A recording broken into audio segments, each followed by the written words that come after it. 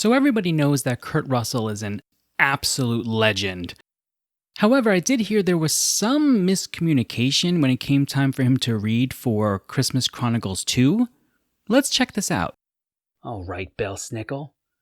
You called down the Christmas spirit. Well, now you got it. You see that? It says Santa Claus. I see a red hat. I tickle the man wearing it. So laugh, you holly jolly elf. Laugh! Tell all the other elves the reindeer are coming. You tell them I'm coming, and Mrs. Claus is coming with me. You hear? Mrs. Claus is coming with me.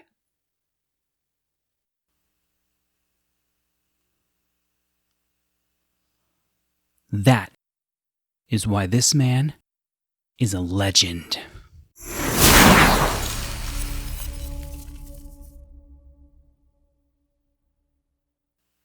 I thought this movie was actually really fun and entertaining.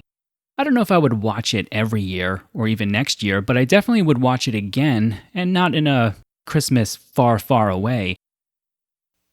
Well, let's not go there. Essentially, this is a film about learning how to adapt to what life throws at you. The young lady named Kate and the naughty elf named Belsnickel both run away from their problems rather than face them, and this causes a tremendous amount of harm, of course, to themselves and to the people who love them. So it's a really good sort of theme for exploration for young people to learn that their decisions impact others, especially those who love them most. Additionally, you have this nice little side plot involving a young man named Jack, the son of Bob, who is, well, currently sort of the love interest of Kate's mom. Jack has to learn to stand on his own 2 feet, to not let fear sort of run his life. Again, another really good theme for young people, especially today when there's so much anxiety around us. As I started watching this film, I got this interesting deja vu feeling, especially involving the elves, right? Because they're sort of really cute and, by the way, eat your heart out, Baby Yoda. These things are adorable. But there was something about these elves that I feel like I had seen them before somewhere, and I couldn't quite put my finger on it, and then all of a sudden it just hit me. Gremlins, 1984. The frenetic energy, meaning like sort of how they moved around on the screen, and yet retained their individual personalities while they were all together, really brought me back to that film Gremlins and how the monsters would sort of, interact with each other on the screen and yet have these really interesting little personalities themselves. So that prompted me to do a little bit of research, to do a bit of sleuthing, if you will.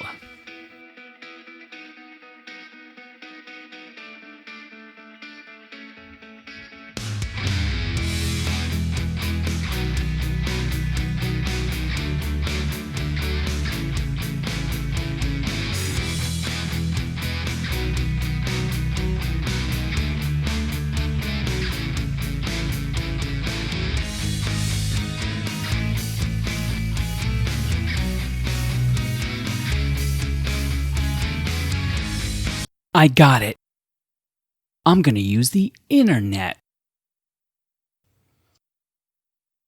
So I made my way over to the IMDb page for Gremlins, and I saw that it was written by Chris Columbus and directed by Joe Dante.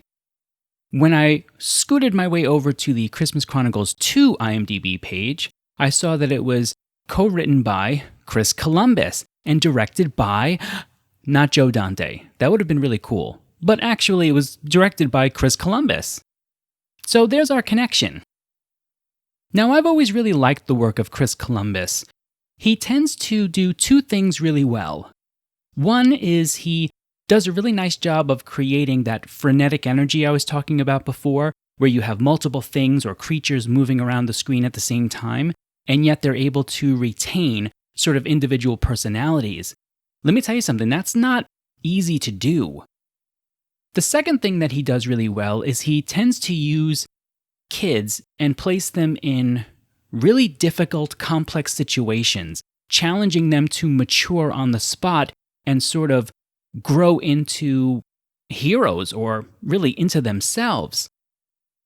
You can definitely see a lot of this happening in Christmas Chronicles 2 as well, where Belsnickel is a very young sort of engineer, but he's really good at it, and he's challenged to learn how to mature past his own, jealousies. And Kate and Jack also sort of mature and grow along the way as well, learning how to share love with others and how to develop courage in the face of great unknowns. I think the acting in this is also really well done. Julian Dennison does a nice job as Belsnickel. He's appropriately evil, and yet you always get the feeling like he doesn't really want to be that way. And Darby Camp and Jazier Bruno do a fantastic job at just being kids. Kurt Russell and Goldie Hawn as Mr. and Mrs. Claus, I mean, come on, it doesn't get much better than that. They're both legends in their own right who have had fantastic careers. Additionally, I think their real-life personal relationship sort of shines in this movie and really comes across well in their comedic exchanges with each other. So what's our silver lining lesson for this movie? Adapting to life is hard, and not just for kids. We forget sometimes that we can learn from not just children's stories and films, but from children themselves. They go through really difficult, parts of life just like adults do, and they don't have that added layer of experience to really help them process these complex feelings and thoughts. But you know what they do really well? They keep things simple. And that got me thinking. What if we, as adults, when life got really complex and difficult, what if we just simplified things and thought like kids? Yeah, I like that. And you know what? Maybe it'll have the added benefit of keeping us off Santa's naughty list.